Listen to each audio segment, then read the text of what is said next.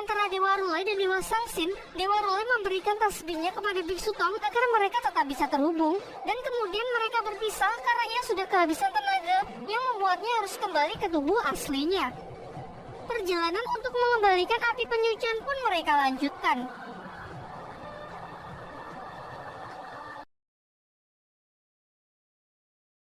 Sembari berjalan, Biksu Tong menceritakan mengenai murid-muridnya yang dulu mengawalnya ke barat kepada Bailang. Sayangnya setelah perjalanan usai, mereka berpisah dan sudah tidak saling berhubungan lagi. Biksu Tong juga mengatakan bahwa sebentar lagi kita akan melewati wilayah dari klan Babi yang merupakan kampung halaman dari Cupatkai. Ia berharap bisa bertemu dengan murid lamanya tersebut, lalu mengajaknya ikut dalam perjalanan kali ini. Sementara itu, Raja Rahu, pemimpin dari klan Ashura, tengah mengadakan pertemuan dengan para pemimpin siluman lainnya. Mereka membicarakan mengenai perjalanan Biksu Tong yang sebentar lagi akan melewati wilayahnya. Begitu pula para dewa yang mengejar api penyucian. Para pemimpin siluman ini memang menjadi musuh bebuyutan dari kerajaan langit. Mereka berencana memanfaatkan momen ini untuk menyerang para dewa. Kembali ke tempat Biksu Tong yang ternyata sudah sampai di kampung halaman dari Cupatkai. Melanjutkan ceritanya, seingatnya Cupatkai adalah pewaris tahta dari klan Babi. Seharusnya setelah perjalanan ke barat sekarang ia sudah menjadi pemimpin di tempat ini. Namun tak sesuai dugaannya, mereka malah bertemu Cupatkai di jalan yang tengah dibuli oleh penduduk lain. Ketika melihat Biksu Tong, Patkai malah ketakutan dan langsung berlari. Terungkap bahwa Patkai ternyata tidak menjadi pemimpin dari klan Babi. Di sini ia hidup sendiri yang nampak sangat sederhana. Ia lalu menceritakan kembali peristiwa di Istana Langit 16 tahun yang lalu. Dalam insiden tersebut jugalah Patkai mendapatkan serangan dari Dewa Sangsin yang mematahkan taringnya. Padahal bagi klan Babi taring adalah kebanggaan terbesar. Tentu saja ketika pulang tanpa taringnya, Cupatkai langsung mendapatkan caci makian dan dicap sebagai pecundang. Hal ini membuat kepercayaan dirinya hilang dan hidup sebagai gelandangan di desanya sendiri. Sementara itu, Yongli, adik dari Cupatkai, maju sebagai pemimpin dari klan Babi, menjadi penguasa di kota, serta merebut senjata dan menyandra istrinya di dalam istana. Semenjak itulah Patkai pun menjalani hari-harinya yang sangat menyedihkan. Setelah mendengarkan semua itu, Biksu Tong pun berusaha memberi Patkai motivasi untuk mengembalikan kepercayaan dirinya, lalu mengajaknya untuk melakukan perlawanan demi menyelamatkan sang istri. Malam harinya berangkatlah mereka berempat ke kediaman Yongli. Namun di sana mereka langsung diserang oleh para pasukan klan Babi. Pertarungan pun tak terhindarkan. Para petarung dari klan Babi sangatlah kuat serta jumlahnya yang sangat banyak. Bailang dan Ause pun terlihat sangat kewalahan menghadapi mereka.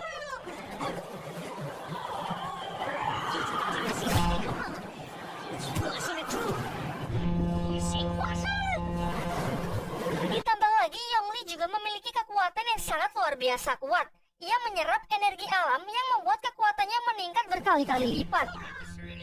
Bahkan Elsa dengan kekuatan naganya sama sekali tidak punya kesempatan untuk bisa menang.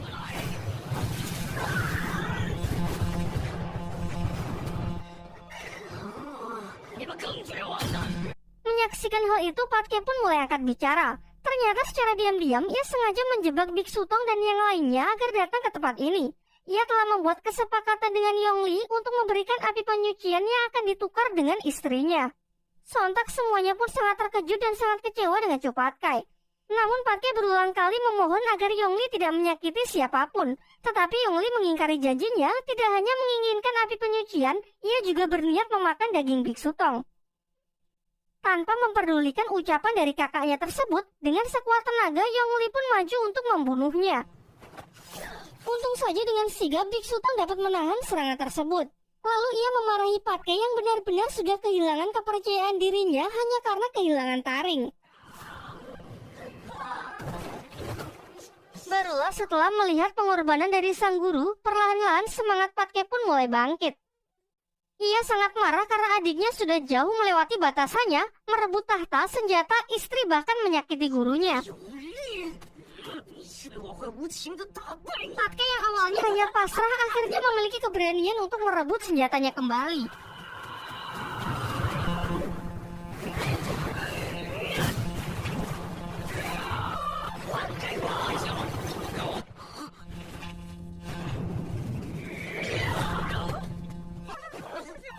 Ternyata selama ini Patke yang selalu menganggap rendah dirinya sendiri karena taringnya yang tak pernah tumbuh, kini menyadari bahwa ketidakpercayaan dirinya lah yang menghambat taringnya untuk tumbuh kembali. Berkat motivasi yang diberikan oleh Biksu Tong, Patke pun mendapatkan kepercayaan dirinya, lalu menyerap energi alam untuk memasuki wujud terkuat dan berhasil menumbuhkan taring yang menjadi kebanggaannya. Akhirnya Patke pun memiliki keberanian untuk menantang Yongli bertarung 1 lawan 1. Dan dengan kekuatannya sekarang, ia pun berhasil mengalahkan adiknya tersebut.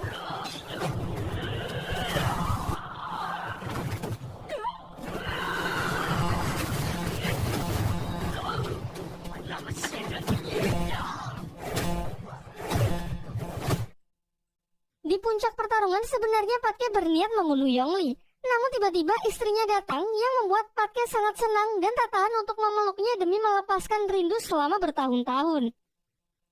Sayangnya sekali lagi ia harus menelan kenyataan pahit karena ternyata sang istri menyembunyikan pisau dan berniat membunuhnya. Dari sini pun terungkap bahwa sang istri sebenarnya tidak benar-benar disandra. Sedari awal ia sudah berselingkuh dengan Yongli karena tak tahan dengan sikap Patke yang menurutnya kekanak-kanakan, egois dan sangat menyebalkan. Tentu Patke pun sangat terkejut mendengar ucapan pahit dari istrinya tersebut. Ia lantas naik pitam, lalu mengangkat senjatanya untuk menghabisi istrinya tersebut. Namun ia tak sampai hati melukai wanita yang amat ia cintai, sehingga dengan isak tangis yang keras, ia pun bergegas lari meninggalkan tempat itu. Keesokan harinya, Patke pun curhat kepada Biksu Tong mengenai keresahan hatinya. Ia merasa kalau ia ini adalah orang yang benar-benar bodoh. Tentu saja Biksu Tong masih berusaha memberinya semangat dengan mengatakan kalau setiap orang pasti pernah bodoh di saat hidupnya. Tugas kita hanya mengambil hikmahnya dan terus belajar untuk menjadi pribadi yang lebih baik. Mendengar hal itu, nampaknya Patke pun mulai bisa menerima dirinya. Terlihat dengan canda tawa ketika mengingat dulu banyak siluman cantik yang ingin menikahi Biksu Tong. Singkatnya, Biksu Tong pun bertanya sekali lagi apakah Patke bersedia ikut dalam perjalanan kali ini. Patke pun bersedia, namun ia memintanya menunggu sejenak karena ada urusan yang masih belum ia selesaikan. Ternyata ia datang menemui adik dan istrinya. Akan tetapi kali ini Patke sudah bisa menerima hal tersebut.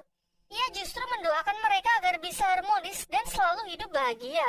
Tetapi sebelum pergi, Patke meminta agar diizinkan memeluk sang istri untuk terakhir kalinya.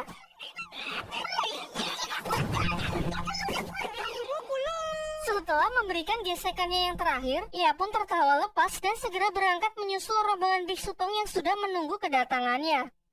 Sementara itu di sebuah taman kerajaan langit terlihat Kaisar Langit yang sangat kesal setelah tahu kalau Dewa Rulai masih hidup. Kita kemudian dibawa flashback ke masa lalu, mengingat kembali kejadian saat Dewa Rulai mempergoki Kaisar Langit yang sedang menyerap energi dari api penyucian. Dewa Rulai yang menentangnya lantas berusaha merebut api penyucian tersebut menggunakan kekuatan penuhnya yang membuat pertarungan mereka tak terelakkan.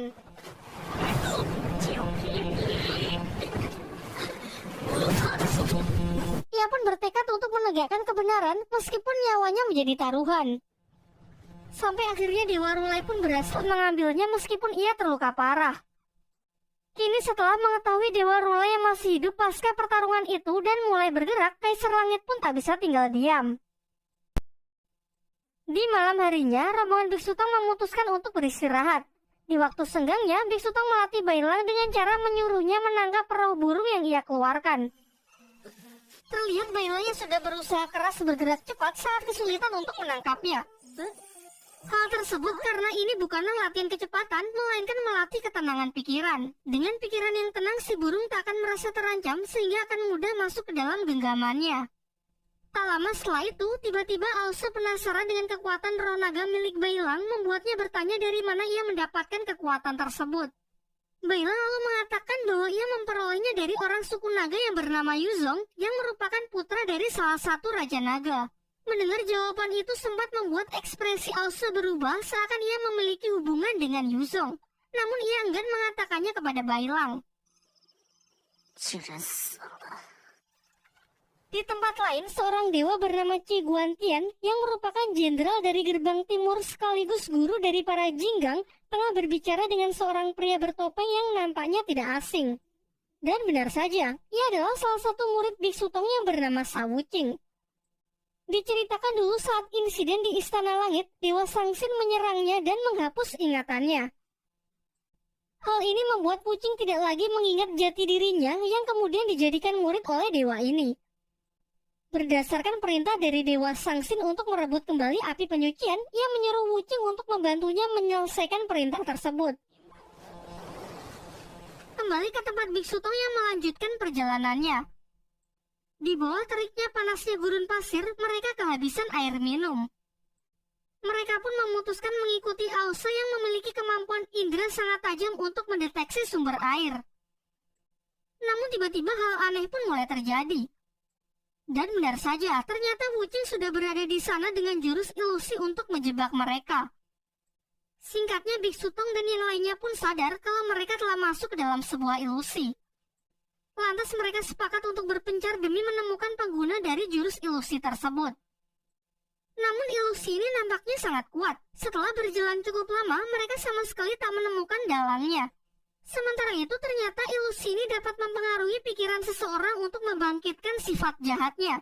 Hal ini membuat Cupatki dan Ause beradu mulut, saling memaki dan berujung perkelahian. Sama halnya dengan Biksu Tong yang juga termakan ilusi tersebut, berusaha membujuk Bailang untuk menyerahkan api penyucian kepada dirinya. Untung saja setelah melihat cahaya dari api penyucian, ia pun berhasil lepas dari pengaruh ilusi. Sampai akhirnya Wuching pun menampakkan dirinya karena sebenarnya ilusi itu juga tidak bisa bertahan lama. Ia memutuskan menggunakan rencana kedua, yaitu menggunakan serangan fisik untuk merebut api penyucian tersebut. Terlihat Bailang yang sangat kesulitan menghadapinya karena kemampuan Wuching yang bisa mengubah tubuhnya menjadi pasir membuatnya tak bisa disentuh. Ditambah lagi karena kekuatan dasarnya adalah pengendali pasir, jelas ia sangat diuntungkan bertarung di gurun seperti ini.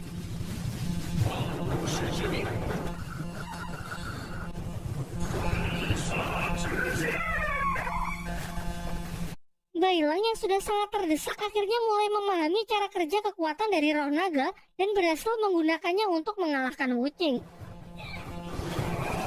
Tubuh fisiknya pun hancur, menyisakan topeng yang kemudian disegel oleh Biksu Tong ke dalam sebuah kantong. Dengan ini perlahan ilusi pun mulai menghilang sehingga Patke dan Ause pun berhenti bertarung.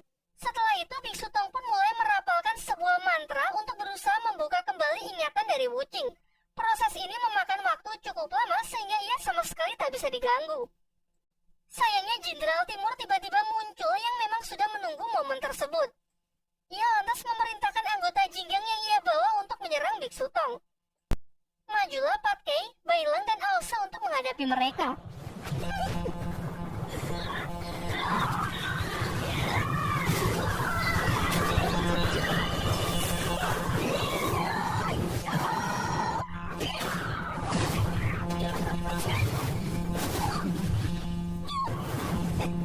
Di luar dugaannya, kemampuan para murid Biksu Tong ternyata sudah meningkat lumayan drastis.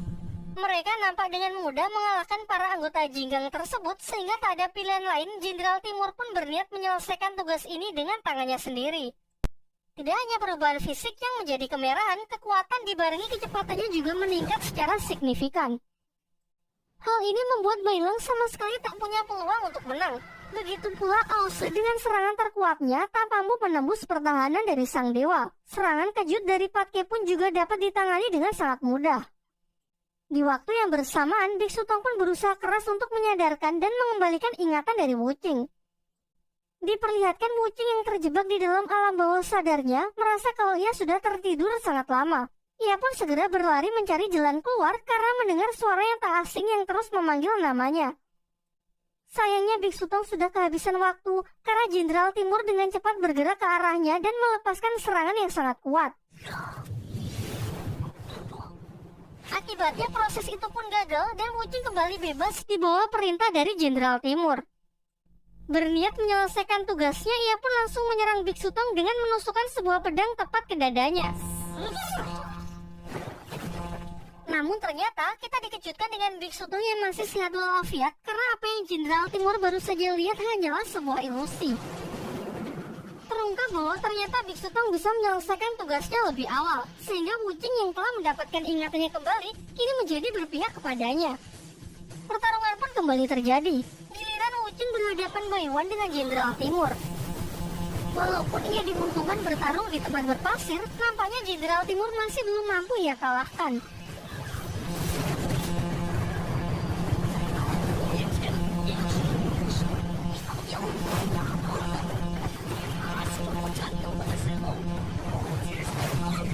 Bahkan Wuci dengan ilusi terkuatnya dapat dipatahkan dengan mudah oleh Jenderal Timur dengan kekuatan matanya. Ia juga berhasil melihat tubuh asli Wucing, sehingga dengan mudah ia dapat melancarkan serangan yang efektif.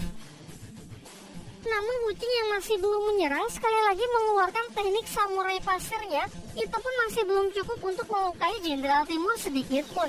Jurus elemen api yang dilancarkan dewa tersebut dengan mudahnya bisa menghancurkan monster pasir milik Wucing. Namun ternyata Wucing sudah menyadari perbedaan kekuatan mereka sejak awal dan sama sekali tak bermaksud untuk menang. Benar saja, di sisi lain terlihat Ause, Paki dan Bailang yang menyandera para Jinggang yang sudah tak berdaya. Tujuan Wucing hanya untuk mengulur waktu dan mengalihkan perhatian dari Jenderal Timur saja. Kini Biksu Tong pun menawarkan negosiasinya untuk melepaskan para anggota Jinggang hanya jika ia dibiarkan melanjutkan perjalanan. Jenderal Timur pun setuju dengan tawaran tersebut karena ternyata ia sangat menyayangi para muridnya. Tak hanya itu, ia juga menawarkan kembali kepada Wucing untuk menjadi muridnya. Namun Wucing menolaknya karena ia lebih memilih ikut dengan Biksu Tong untuk melakukan perjalanan ke barat. Sebelum pergi, ia pun memberikan penghormatan terakhirnya dan berterima kasih atas didikannya selama 16 tahun ini. Setelah kembalinya para dewa ke langit, mereka pun sepakat untuk melanjutkan perjalanannya. Di tengah perjalanan, Wucing pun mengungkapkan rahasia langit mengenai jiwa Sun Wukong yang ternyata masih hidup. Meskipun tubuhnya sudah dihancurkan, namun para dewa menyegel jiwanya jauh di dalam samudra. Seharusnya jika jiwanya dilepas, maka Sun Wukong bisa terlahir kembali. Mendengar hal itu, mereka pun sepakat untuk pergi menuju Laut Cina Selatan demi menyelamatkan Sun Wukong yang disegel di sana.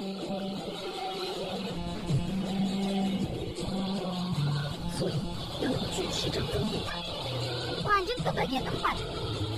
Sabar bro.